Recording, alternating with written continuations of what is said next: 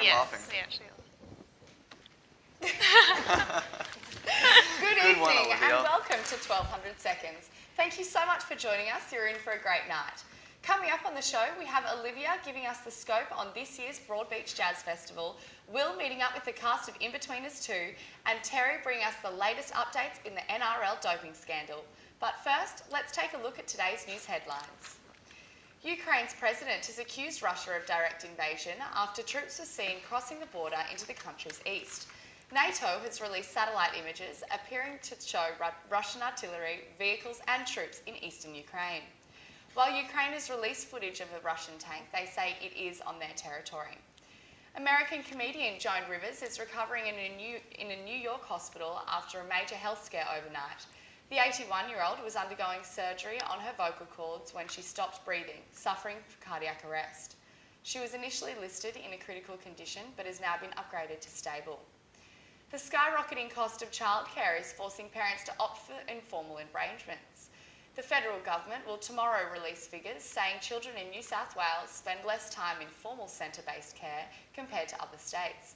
In-home care and grandparents are increasingly being used to counter a 53% rise in fees over the last 60 years in New South Wales.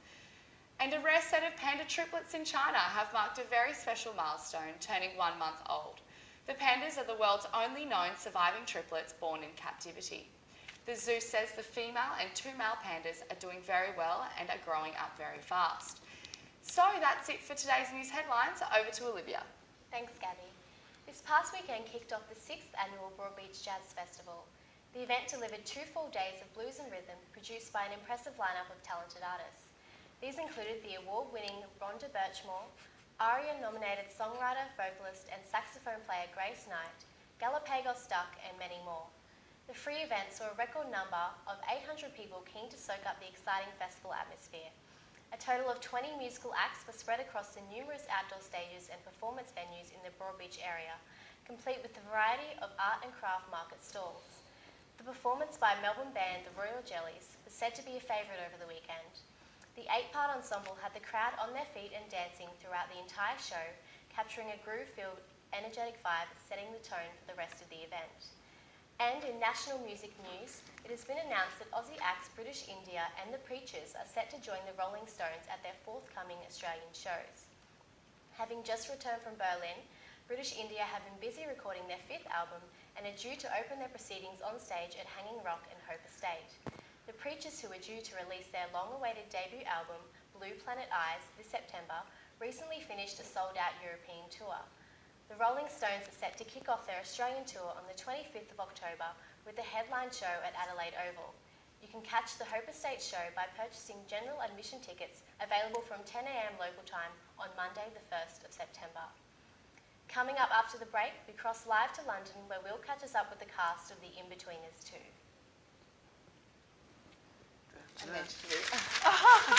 Good joke again, Olivia. You're killing it tonight. Welcome back to 1200 Seconds. This is 1200 Seconds, and thank you for sticking with us through the break. We've got still plenty to come, including, but not limited to, a look at the trends that are spreading around our Twitter webs. And of course, Terry with the weather. She'll be reassuring us that we will live to see another day. But first, it's very English, very crude, and very funny. It's the In-Betweeners 2. That's right, guys. It's in cinemas now. This is my review section. This is the first time we've done this part, so new segment, right? If I'm honest, when I went and saw this, I had mixed feelings. You know, I think the best way to describe it is when you go to a shopping centre and you're expecting your favourite burger joint to be open and ready for business, and you get there and it's just not, and you've just got sushi, and like you still love sushi. You know, actually you love sushi, but it's just not what you sort of set out expecting, and so it sort of sours the experience. True, the film is all the same cast as the first one, and if you've watched the show and the first film, I guess you sort of know what to expect, but it just still seemed a little bit off to me. I mean, it's gross out, crude, great humour, and that's right up my alley, which is for better or worse. But there's just some sort of spark that I feel that it lacks slightly. Having said that, there really are some great laughs and set pieces here, and the cast are amazing, so I'm going to give this a solid 7 out of 10. 7? Good. They're nodding. Yep, 7's a good score. But don't tell the guys that, Sorry about that. Don't tell the guys that I've scored at 7 out of 10 because we have them for an interview now. It's an interview I did earlier. Ladies and gentlemen, please make some noise for Simon Bird, James Buckley, Blake Harrison and Joe Thomas. Yay. And now, after that, to international affairs with Gabby. Headlines overnight on the fast-moving Ebola outbreak. A quarantine centre in Liberia has been looted by a gang who reportedly stole several blood-stained sheets and forced 17 patients to flee, raising the chances of the virus spreading. Easily transmitted through bodily fluids, this deadly outbreak has already killed 1,145 people over 5 months in Liberia, Guinea, Sierra Leone and Nigeria. There may be a breakthrough in the hunt for the executioner of American journalist James Foley. According to British reports, London rapper Abdel Mahed Abdel Barry has been identified as the leading suspect in the horrific beheading. Western intelligence apparently used voice recognition to identify the 23-year-old who performs under the name of El Jinni. A Chinese chef was killed after the severed head of a snake bit him in the middle of preparing a dish. Peng Fan had chopped the head off the Indo-Chinese spitting cobra, a delicacy in Asia, to make a soup at his restaurant, before the snake bit into his arm. The chef was rushed to hospital but died before he could be given any anti-venom. Back to Africa now, where a popular bear, believed to be the last in the continent, has died at a South African zoo. Sorry. I think it might have been polar bear. That makes the news a little bit more interesting. A popular bear. Sorry. This guy Can is we popular. go- He's got like 2 million followers on Facebook or something. Sorry, Maybe 5 Roll million. where back do we up. go from this? Do you reckon he just Instagrams photos of himself No, while Will, just chilling out in Will, Africa? where do we go? Just go Where do we below go? on- Just Back go, to just Africa. back to polar bear. Okay. Just keep going. Okay. Back to Africa now, where a polar bear believed to be the last in the continent has died at a South African zoo, just a few months after his longtime mate passed away. In a statement from Johannesburg Zoo, Wang had to be... Will, can you... What? Okay, sorry. Okay. Wang had to be put down due to liver and heart failure 30 years after arriving from China. And August marks the first-year anniversary since same-sex marriage was legalised in New Zealand. This past 12 months have seen nearly 1,000 homosexual couples tie the knot, including people coming from overseas specifically to take advantage of the redefined law. New Zealand became the first country in the Asia-Pacific region and the 13th in the world to allow same-sex marriages when it passed in the Marriage Amendment Act last year. The Act now defines marriage as the union of two people, regardless of their sex, sexual orientation or gender identity. As of the 28th of June, 16 countries have now legalised same-sex marriage, including Canada, South Africa and the UK. So, is Australia next? What do you guys reckon? Well, I did some research before and I found out that already 3 out of 4 people in Australia are saying yes to marriage equality. So what happened to majority rules? Yeah, I agree. Yeah. And a Crosby Textor poll commissioned by the Australian Marriage Equality has found that 72% of Australians now want same-sex marriage legalised, while 77% think coalition MPs should be granted a conscious vote. Yeah. Yeah, and I've been following a really interesting thing to do with this. Have any of you guys heard of the openly gay New Zealand minister, Glenn Cardy? No. No. I think I might have. Oh, you go have? on. Oh, maybe. Yeah. Go You're on. very clued in with the news. Go on. He's been sparking heaps of controversy with his billboards outside his Anglican church, and he's named his church St. Matthew in the city. And like one of them, for example, is a picture of a baby Jesus with a rainbow halo, and it's accompanied by the message, it's Christmas, time for Jesus to come out. Oh, I wow. think this is a really good way That's of good. getting the message across. Intense. Yeah, no, that's Yeah, creative. Definitely. Yeah. I really think if like we had ministers like this in Australia, we would have had same-sex marriage legalised by now. Yeah. Yeah, no, Definitely. I mean, like my view on the whole thing is when you go to when you go to Subway. I know it's very food related today, aren't I? It's very food related. I'm always so hungry. You know. But dinner what's your time. analogy? My Go on. analogy is, you know, like there's this guy in front of me, and he was ordering a different sub to me. You know, I'm a, you know, sort of pizza sub guy. And this guy's just ordering like ham and cheese and seemed very ordinary to me. And he's also chucking on like capsicum and olives and stuff. And I don't really like those sorts of toppings. But then when I was eating my sub later on, I realized like it doesn't affect me like what stuff he's chosen to eat and what stuff I've chosen to eat. And Yeah. so, you know, I have nothing to do with gay marriage. Like, you know, it's not Doesn't up to affect me. you, It's yeah. their opinion. And, it's my opinion that gay marriage should be legalized. No, I You know, definitely like, agree. that's how I It's see a it. great anyway. analogy. Thank you. Not an original, unfortunately, but.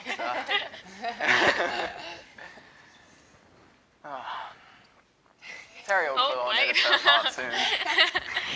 Join us after the break for a story that'll make the hairs on the back of your neck stand up. Oh, God. That's really cringeworthy. That is actually Yeah, horrible. We're not Shuffle our playing. papers. Okay, ready? Break time. Welcome back to 1200 Seconds. Oh, I have to skip that part, sorry. To clue you in on the All right, stupid. start that Just again. say All welcome right, back. ready? We'll shuffle again. Every day I'm And shuffling. Okay. Oh, okay. Sorry. Is it all right? Like, it's good. Okay. All right, We'll I'll do stop that bit moving. again. Welcome. Okay. Do Should it we do it again? again? Yeah. Oh my gosh. Welcome back to 1200 Seconds. And now we bring you a recent report by the Huffington Post of a man who has kept all of his nail clippings in a jar since 1978. Richard Gibson says that while clipping his toenails one day, the idea occurred to him to store the remains in a manicure box instead of the bin. Once the box was full after 2 years of storing his clippings, the 58-year-old oil investor moved his collection to a glass jar he still currently uses. Gibson says that he has no exact idea of how many nails are in the jar, but estimates that numbers would be well into the thousands. It turns out the collector's hard work has paid off, with a picture of Gibson holding his glass of toenails due to appear in the latest reality shock edition of the Ripley's Believe It or Not book, due to be released in September. For now, the jar remains sitting proudly on a shelf in the man's Louisiana home. Gibson says that if the day comes when the jar has reached its full capacity, he will continue his collection of nail clippings in another container. Tasty. That's disgusting. Disgusting. I actually love this story because I was a bit of a collector myself. Nail Oh, clippings. God. Oh, Not God. nail Nail clippings. clippings, hair. though. I had a rock Yeah. collection. Okay, I had a collection of rocks in a box that I was really, really It's not proud as of. gross. It's not as gross, It's but still It's still pretty. really weird. It's been touching soil. no, but we lived in a house that just had a gravel driveway, so the rocks weren't like special crystals or anything. They were just Rocks. like gravel rocks. And anyway, one day I came home That's from rocky. school.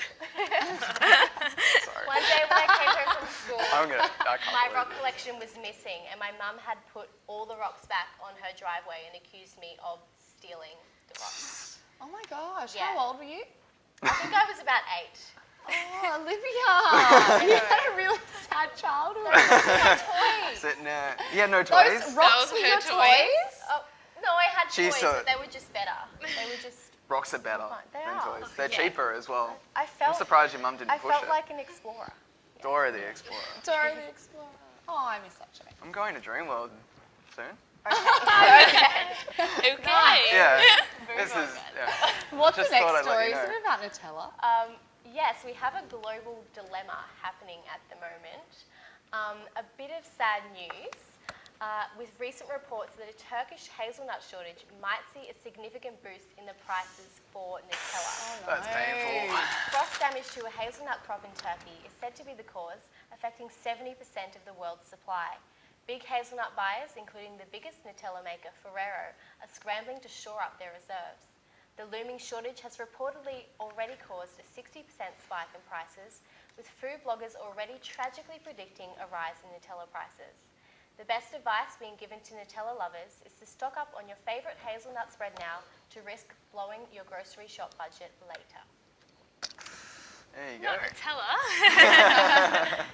Well, I think it was like one of those fact sheets or something, that you can circle the world 1.4 times with the amount of Nutella produced in just 1 year. Whoa. So yeah, that's the same That's amount wild. that could cover the Great Wall of China 8 times. Really? Yeah, Oh my gosh. Wow. There you go. That's... tasty. Oh, you know, like I would. That's really tasty. I'm not a huge fan of Nutella. You're but, not? You No, know, really? I had it this Yeah. morning for breakfast. Really? Yeah, guilty. I had I both. only use Nutella for like dessert things though. You Well, know, like with strawberry. have you guys seen the like Oh, Nutella yum. cakes? that you can like make in the microwave or whatever, and you put it. Someone back That me up sounds here. good. No, Yeah. tell me about it. Yeah, they're like Are they those things that you put in a mug? yeah, Mug cake. yeah, Cake that's the in one. 5 minutes. or Yeah, something? yeah, and you just microwave it or whatever. Have you The done things- it? I haven't done it. I've seen on the internet and I've been so curious to try it, but I'm scared I'll blow my house up. Yeah, like I'm yeah. not much of a cooker. I always. Yeah. So, Pop one like you know. On to other things other than cakes. Stick around with us after the break because it's that segment of the show that gets the birds tweetering. That was horrible. Wow. But it is What Twitter was topics and that? it's coming up soon. Oh my god. She's What Right. was that? Welcome back, guys. Oh, wait, sorry. Oh my god. Fake laughing Okay, again from the okay. top. Welcome back, guys. Thanks for sticking with us. Over to Will. Welcome to Twitter Topics. It's a part of a show where we look at what's trending, what needs mending, and maybe a bit of goss. But first, unfortunately, the top trend at the moment is a somber one. Hashtag Ferguson. Have you guys heard of this? This is charting the story of a man who was shot dead on Friday in the St. Louis suburb of Ferguson in the US state of Missouri. Yeah, I did see it on social media. last Yeah, night, like yeah. the man allegedly stole a box of cigars from a convenience store. It led to him being pursued by a policeman, and he was allegedly shot multiple times. Wow. Yeah, it's full on. The shooting led to a citizen revolt, which in turn paved way for distressed Governor Jay Nixon to declare a state of emergency. As the situation escalates with the introduction of a street curfew, hundreds are protesting, and there are reports that policemen have been using tear gas to subdue prisoners. So it's getting out of control. More on that as it develops. On a lighter note, though, what's also hitting the top of Twitter waves today? Hashtag ALS Ice Bucket Challenge. Have you guys heard of it? Or? No, but I know Everyone's you've heard of heard it. I've heard of it. Because I saw it last I've night done on it. Facebook. This is a trend. I don't just pour buckets of water over my head for no good reason. It's a trend that is for a good cause, with celebrities and amateurs around the world taking an ice-cold splash, or bucket, I should say, for charity. The videos of this often unexpectedly hilarious stunt have gone on to create a simple yet viral campaign for amyotrophic lateral sclerosis disease, or ALS for short. Now, those who have undertaken the Ice Bucket Challenge have also donated to the ALS Association, so check that out. It's a definite worthwhile cause. You know, obviously, any amount of money is a good amount of money. We'll have that in the website as well, Yeah, I would definitely. believe. We'll pop the link on that. Yeah, which would be great. Finally, if you're fretting that you're going to miss out on your daily goss intake, fret no more, because we've got reports. How about this? Finally, Brad Pitt and Angelina. Yeah, like I was trying to be all dramatic, and I've just like tongue-tied my words. No, but finally, Angelina and Brad Pitt are getting married. I guess it'd be Angelina Pitt now, wouldn't it? Yeah. Yeah. How about that? How What a weird. sobering thought. We're so used to Angelina Jolie. Yeah, that's weird. I'm probably still going to call her Angelina Jolie. Yeah. I feel like I know her better Yeah. as that. When you call her Yeah. up. Yeah. Yeah, when you have a good chat. Where, you know, me and Jolie, we Catch go up over way lunch. back. Good old Ange. We watched Ninja Turtles the other day. It's a good movie. I should go see that. But no, they tied the knot in Paris because, you know, if you're a millionaire, it wouldn't make sense to get married anywhere else. Of course. Obviously. The ceremony itself was so secret that the event actually took place a week ago, and people are only now just hearing about it. It took place in a small chapel on the grounds of a couple's wine chateau. Chateau? Chateau. You know, I've been like reading over that bit over and over again, trying to piece it together, and I still Chateau. in the south of France. Couple's wine chateau in the south of France. The couple had been engaged since 2012 and sealed the deal with just 22 guests, who subsequently gathered. Oh, my shirt's a bit. Sorry. Subsequently gathered in a garden for a pizza party, which, if I'm honest, surprises me. You know, if you're in Yeah. France, wouldn't you have a baguette party? Yeah. Yeah. That's really true. That's a Pizza horrible is an odd joke. choice, yeah. Pizza is an odd choice, though. It is, Unless especially you've for gone- them. Yeah. Yeah. They're all about cutting carbs or something. I don't know. Yeah. I Yeah, can't imagine that kind of stuff. Angelina Jolie scoffing down a slide. No, in not a at wedding all. dress. Not at all.